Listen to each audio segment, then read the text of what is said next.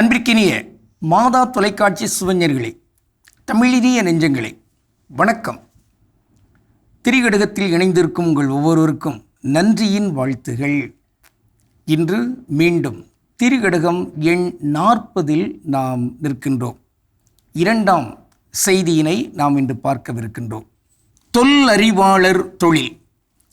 வெகுளி நுணுக்கும் விரலு மகளிர்கட்கு ஒத்த ஒழுக்கம் உடைமையும் பாத்துண்ணும் நல்லறிவாண்மை தலைப்படலும் இம்மூன்றும் தொல்லறிவாளர் தொழில்.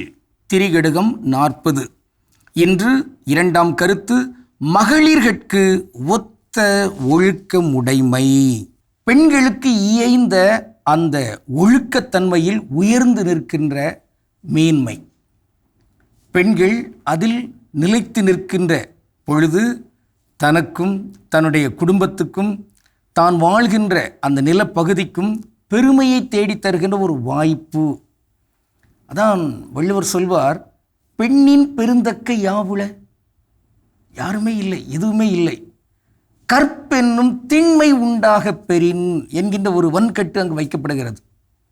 கற்பு என்பது அது சொல் பிறழாமை, கொடுத்த வாக்குறுதியில் பிறழாத்தன்மை, உறுதியாக இருக்கின்ற தன்மை, திண்மை, இவை எல்லாம் தான். ஆக நல் ஒழுக்கத்தில் நல்ல விழுமியங்களில் உறுதியாக நிற்கின்ற தன்மையை கற்பு என்று நாம் சொல்கிறோம். அப்படிப்பட்ட அந்த வலிமையில் இருக்கிற ஒரு பெண்ணுக்கு நிகர் எவருமே இல்லை. பெண்ணின் பெருந்தக்க எதுவும் இல்லை, யாரும் இல்லை என்கிற அளவுக்கு சொல்லப்பட்டிருக்கிறது. அப்படிப்பட்ட அந்த பெண்கள் இந்த ஒழுக்கத்தன்மையில் உயர்ந்து நிற்பதற்குரிய சூழல்கள் இங்கு உருவாக்கப்பட வேண்டும். பாரதியார் அவர் கண்ட அந்த கனவு, பெண்கள் புரட்சி பெண்களாக, ஆண் பெண் சமத்துவ தன்மை கொண்டவர்களாக திகழ வேண்டும் என்பதுதான் அவருடைய ஒரு லட்சியம். அதனால்தான் தன்னுடைய மனைவி அது தன்னுடைய மரபுக்கும் முரணாகவே போராட்ட களத்திலும் பிறகு அவர் அழைத்து வருகிறார். ஒரு பாடல் ஒன்று உண்டு, அந்த காலத்திலே வந்த ஒரு சிறப்பான ஒரு பாடல். அதில் இப்படி வரும்: சாத்திரங்கள் பெண்ணினத்தை மூடி மறைத்ததம்மா, அந்த ஆத்திரத்தில் பாரதிக்கும் மீசை துடித்ததம்மா, வீடாளும் பெண்மை இன்று நாடாளும் காலம் வந்தும் ஊமைகள் போலவே இன்னும் கண்ணீர் சிந்தும் கோலம் ஏனென்று கேட்கத்தான் இப்போது ஆளில்லை, சமநீதி சேர்க்கின்ற சட்டங்கள் ஏனில்லை, உலகமெல்லாம் விடிந்த பின்னும் உங்களின் கனவுகள் விடியவில்லை, கண்ணின் மணி. அப்படி போகும். அருமையான ஒரு பாடல், நல்ல ஒரு விடுதலை பூர்வமான விழிப்புணர்வு மிக்க ஒரு பாடல். இன்றைக்கு ஏன் இந்த சமநீதியை வலியுறுத்தி நிலைநாட்டுகின்ற சட்டங்கள் இல்லை? பொதுவாக சட்டங்கள் இருப்பது போன்ற ஒரு தோற்றம் இருக்கிறது.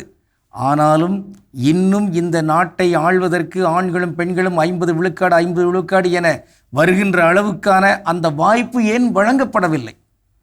இதில் என்ன சிக்கல் இருக்கிறது?